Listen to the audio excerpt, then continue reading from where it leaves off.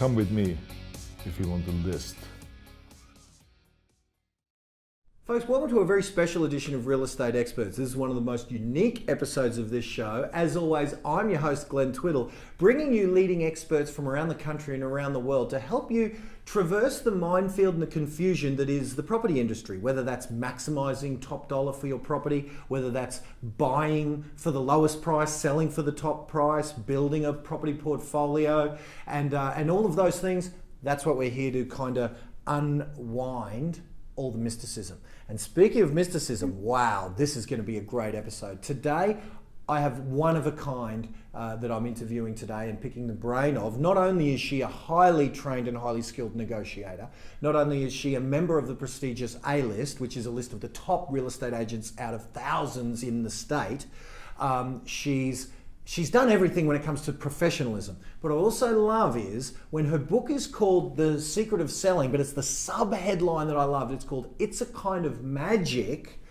And as a Queen fan, the It's a Kind of Magic tagline got me. And then when I managed to chat to Jacq on the phone, we found out that she is a working and practicing witch. Now, don't you dare tune out, because those connotations may be very different than what you thought they were. So strap in, we're going to have a whole lot of fun with Jacq Hackett. Jacq, I am so stoked to be doing this. I have to actually say thank you for having me here.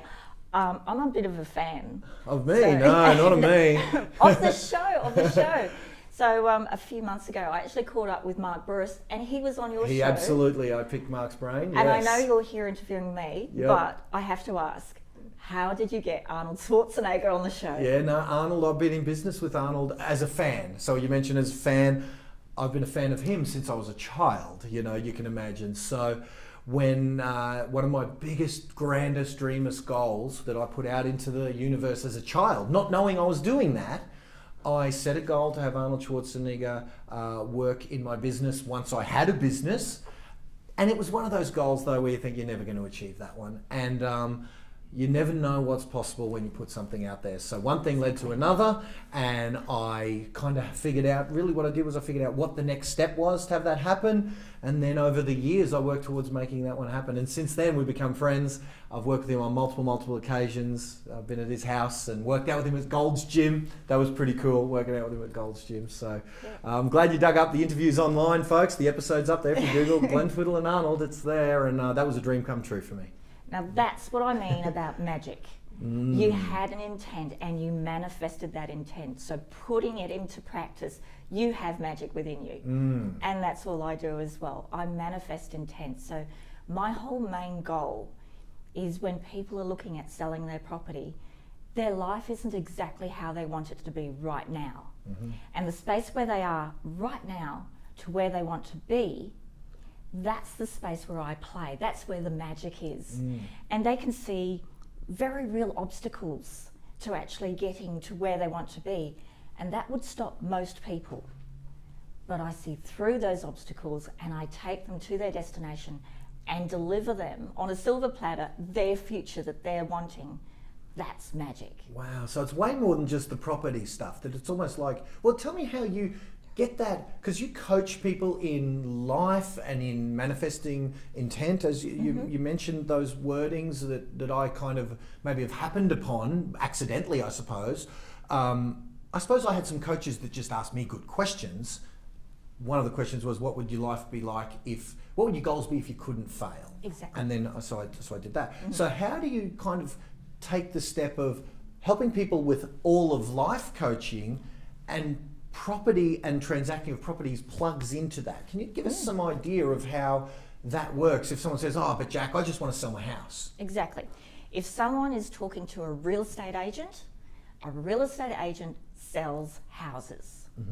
I'm not a real estate agent. I change people's lives. So where it comes down to is I am not only responsible, but I'm accountable for my seller's future. So I don't sell houses. Real estate is not about selling houses, and that's the main difference. You are looking at actually changing somebody's life, and on that level, it's emotional. Real estate is all about emotional, and when you can converse with people and understand their emotions, I mean, even communication, it's not verbal. It is entirety and getting into different levels of a person's understanding of themselves and their future. And that's where we change things. So does that make sense? Yeah, it's a tough concept for many people who maybe even watch this show, when often we're talking about negotiation skills. We're talking about marketing to bring buyers to a property. We're talking about agents who are in some way able to have a buyer see value in that property. And often it's very, whatever the wording might be, very grounded, very practical, very almost scientific. What you're describing seems to be almost artful. It is. So how do those two worlds marry, where you still end up having, I've seen some of your success stories where property is still getting transacted under your watch, but it just doesn't seem like that's your intent to focus on that. No. And I think that's the main difference between good agents and great agents, is when an agent focuses on just the transaction, they lose. They completely lose the whole picture. I mean, can you understand how responsible we are for other people's futures? I mean, that's a really heavy weight to carry on your shoulders. And when you understand it from that point of view, it's not about the transaction. I'm trying to put it into words that your viewers will understand. I know that you do, because you've had education, NLP. Well, I dipped my toe in that world, I suppose, and got some great results, even with my minimal understanding of some of these concepts. I love the fact that since meeting you, I've been able to put some words around the phenomenon that I got to experience, I suppose.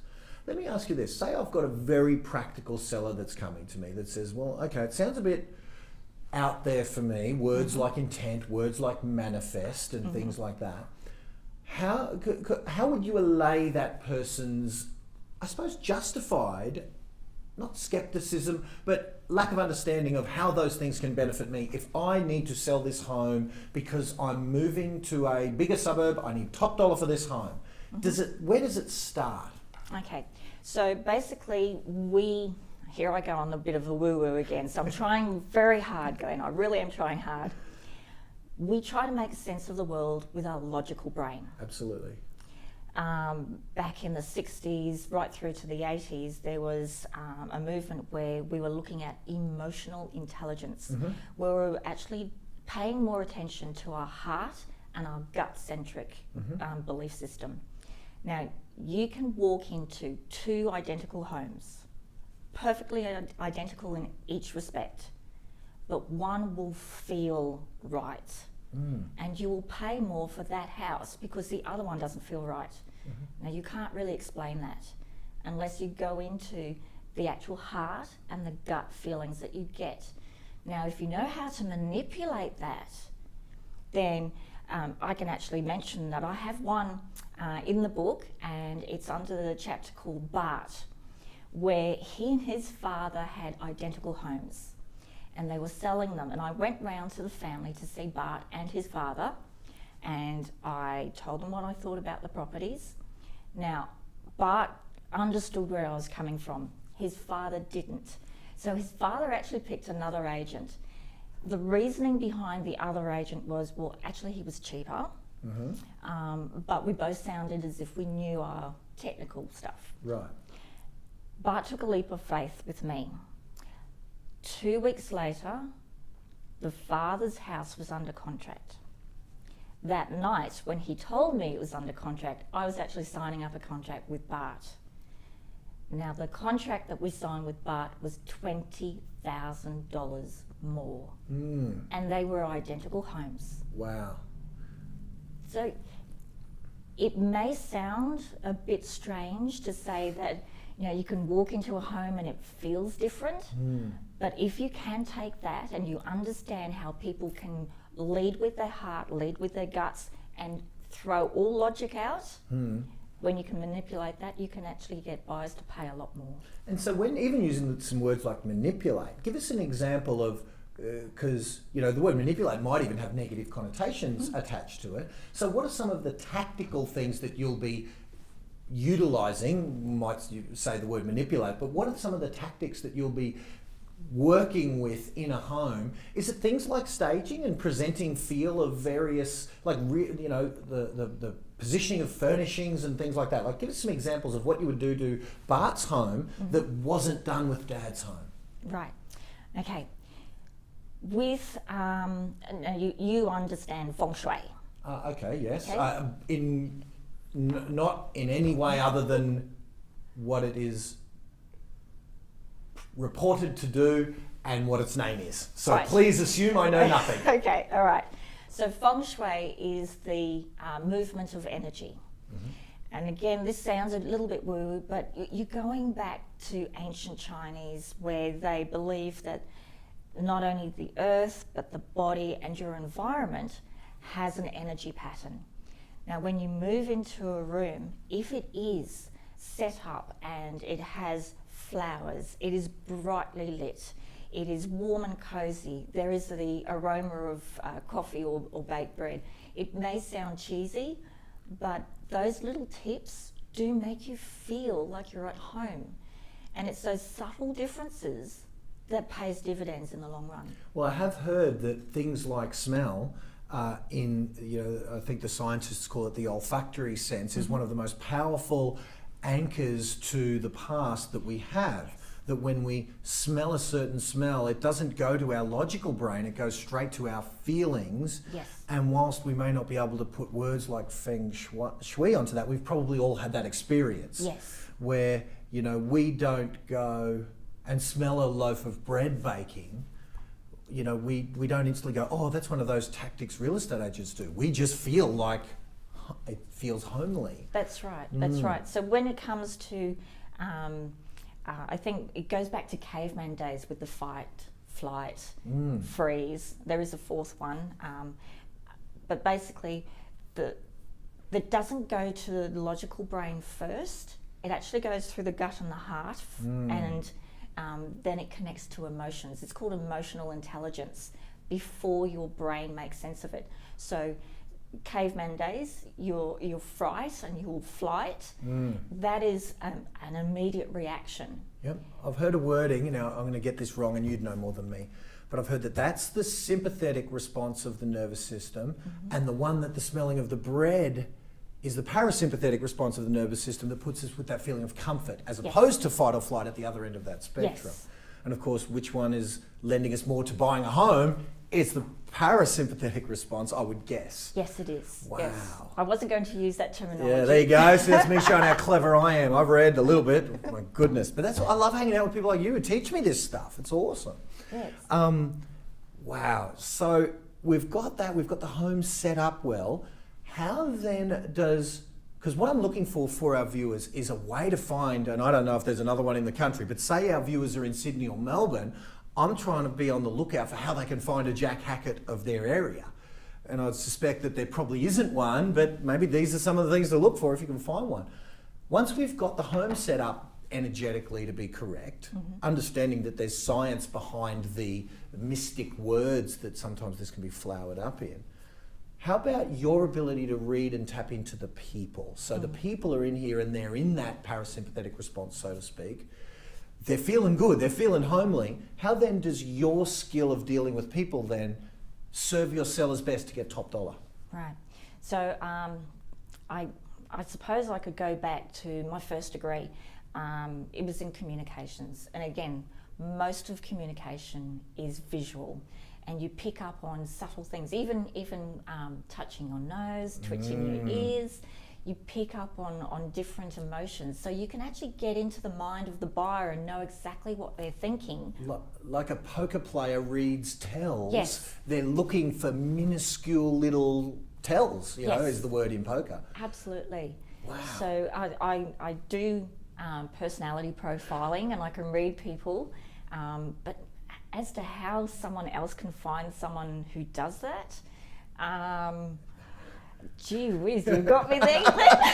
I know, you're one of a kind, I get it. Wow. I think I am the only witch in real estate, but it's much more than that. I think anyone who's actually studied psychology, I think that's a main one, because you would understand the emotions that people go through, and picking up on on simple gestures, you can see what a person is thinking. You can tell when someone's interested.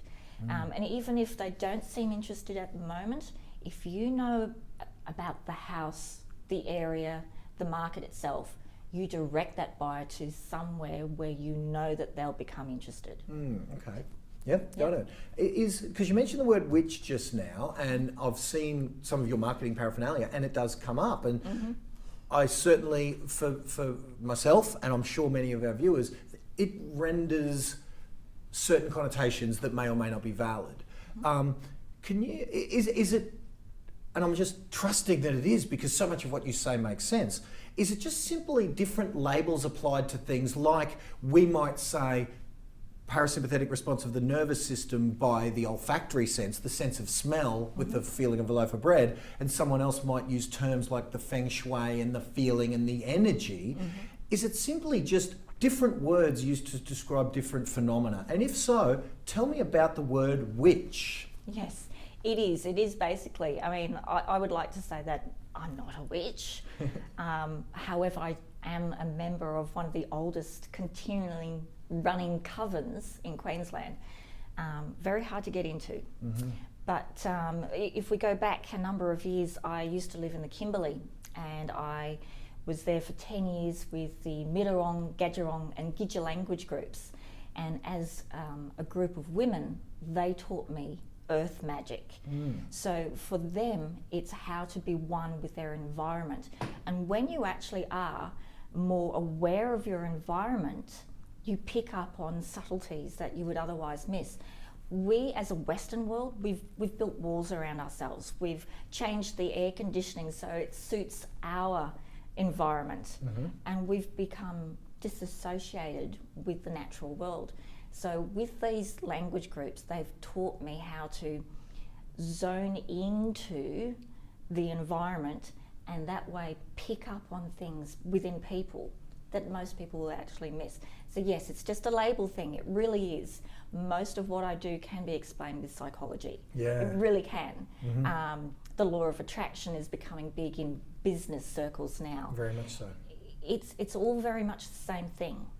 But when I do things that people don't understand, it looks like magic. And tell me the distinction. I noticed on your book, A Kind of Magic, a big Queen fan, I love it. I was sitting there with Jacq before the camera started rolling, quoting the words to the song, and they're the first words in her book. Throw me a copy of the book. Throw me a copy of the book. So this is the book, The Secret of Successful Selling, and down there it says the fine print. So I'll make sure that we get a copy of you. We'll get a link up there for you to get yourself a copy. And the first words were, not that I've got my glasses so I can't even read it, but I know the first words are one dream, one soul, one prize, one goal, from the song A Kind of Magic. Yes. Long-winded way of asking. This has got a K on it. Tell me about the difference between magic with a K and magic without. Okay, so magic with a C we associate with the stage magician, illusion, trickster. Yeah. Whereas magic with a K, in the circles that I move in, that means the deeper understanding of connectivity, deeper levels of understanding of people, of our environment, and basically it is the manifestation of intent. It's putting it out there and managing to get hold of it. So like you and Arnold Schwarzenegger, a big dream, you put it out there, but then you followed a strategy to get there.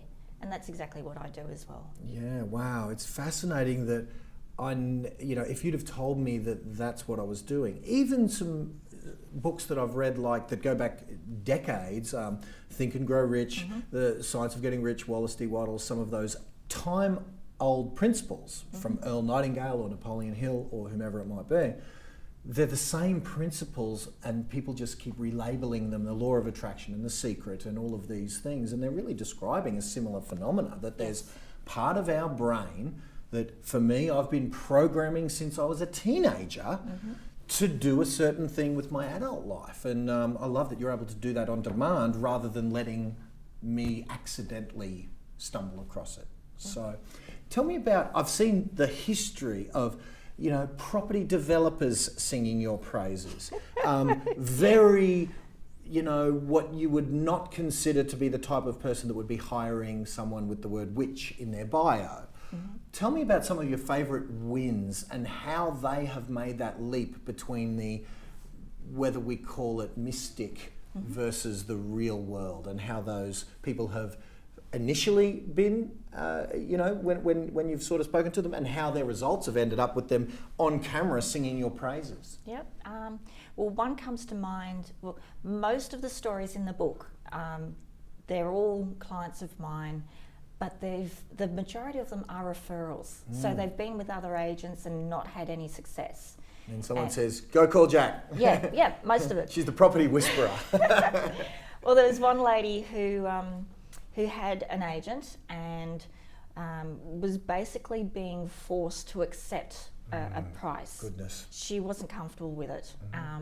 It was a reasonable price. It was $1,350,000, so a decent price. But when she first started, I think it was 3-4 months earlier, she had this magic number in her mind. She wanted 1.5. I took over that listing for 1 day, and within 1 day, I managed to get a buyer at 1.5.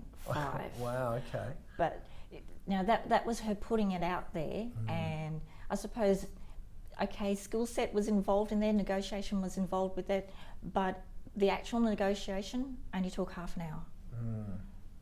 But she said that's what she wanted. She felt pressured to accept 1.35, and with half an hour, I got it. I wonder if, because a lot of people would say the old adage of the knowing where to tap metaphor, that the negotiation might have taken half an hour, but the 20,000 plus hours, because I've looked at your resume when, Malcolm Gladwell talks about in his book, The Tipping Point, I think, that he's talking about mastery happens at 10,000 hours of any tactic. And I've looked at your resume with the study and the degrees, the tertiary education, I think 12 years, the further ongoing education, I think you've tripled that or thereabouts, mastery.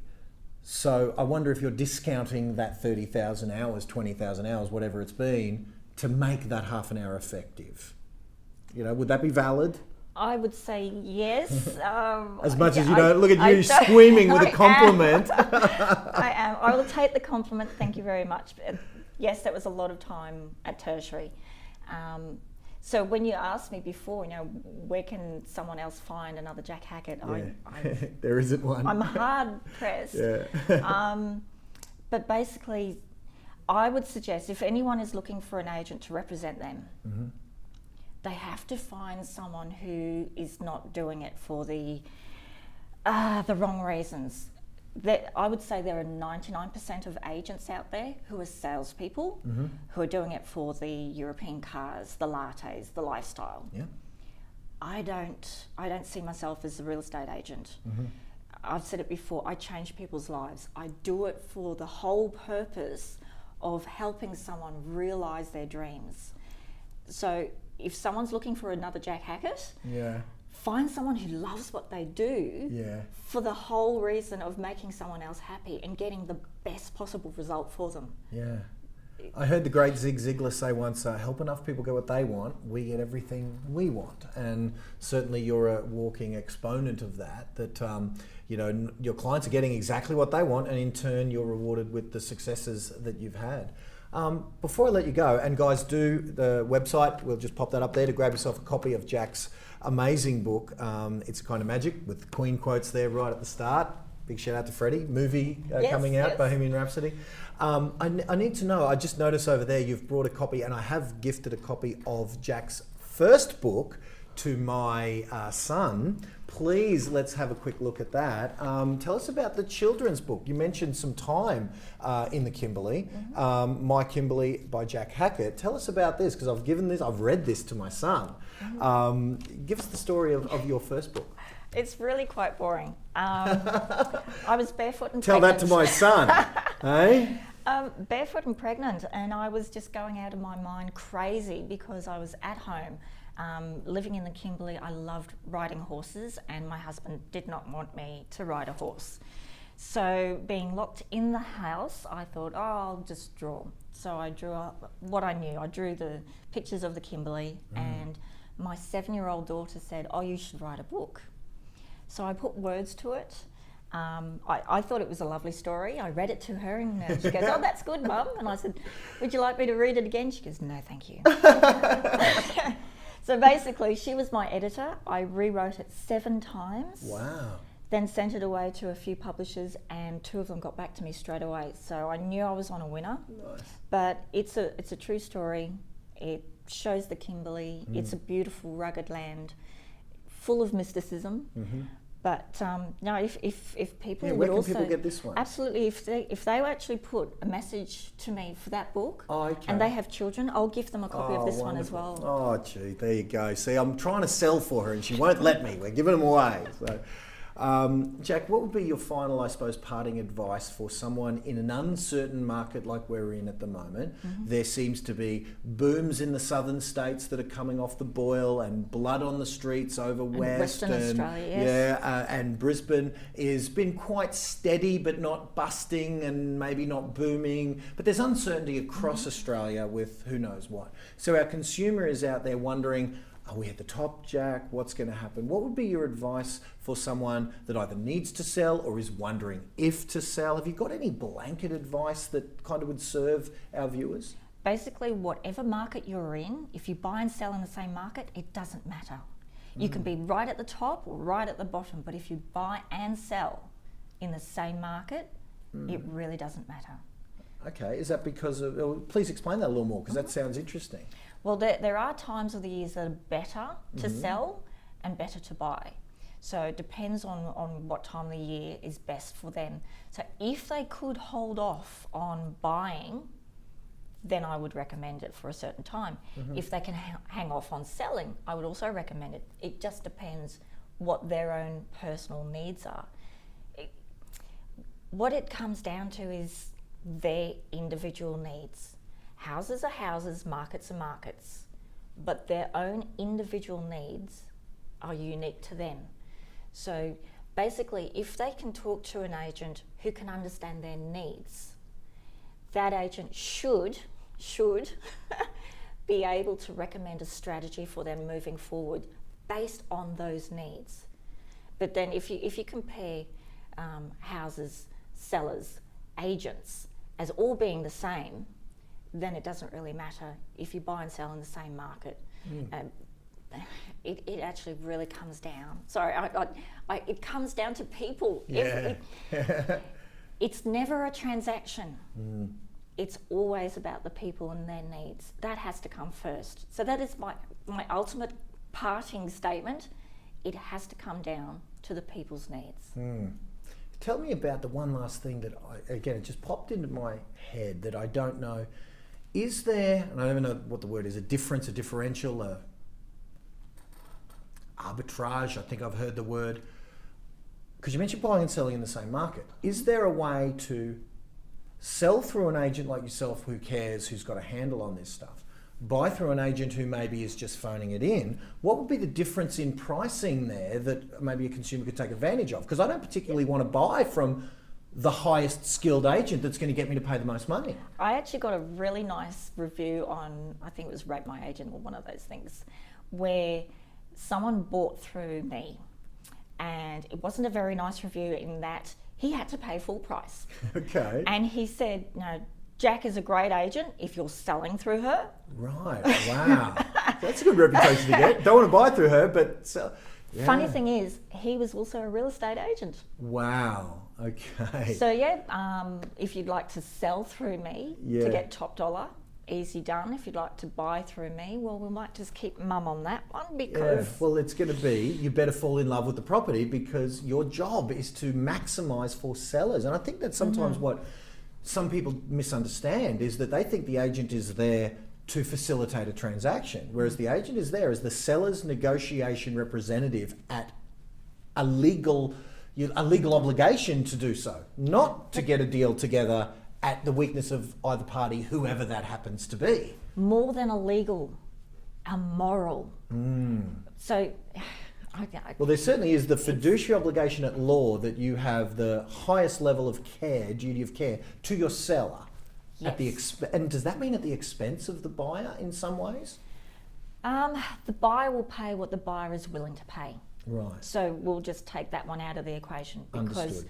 if Well, you can't force someone to buy something That's for right. more than they are willing. That's right. But my job is to get that extra out of them. And I often ask, sometimes even my own sellers, when you first bought this house, would you have paid $50 more? If they say yes, then their agent didn't do a good enough job. To get that last $50. That's right. I mean, I think my last transaction was $577,250. No, it wasn't. That was the one before it. The last one was $588,250. Okay. So that $250, that was like the difference maker. Yes, and they weren't going to pay a cent over 560 or something. Wow. Yep. Yeah. So that's the difference. Not all agents are created equal. So, and Jacq, you are certainly testament to that. My thanks for hanging out for a little bit. I appreciate it. Thank you very much. And we'll have to go and see that movie. Yeah, for sure. Bohemian Rhapsody. Absolutely, can't wait. And this is dating us, because these people might be seeing this, and it's like, that was 4 years ago, Glenn. But anyway, we're dating us. That's but Right. agreed. Okay. So Bohemian Rhapsody, the sequel. Yeah, maybe. Yeah. Very cool. Wow. Well, if that wasn't enlightening, folks, I don't know what was. Do head to the website, grab yourself a copy of both books. If you've got kids, pop a little note on the website there. The most unique episode of Real Estate Experts that is sort of maybe peeling back the curtain on some of the mysticism and maybe seeing that not all things are as they appear. So for Jacq Hackett, I'm Glenn Twiddle, and until next time, bye for now.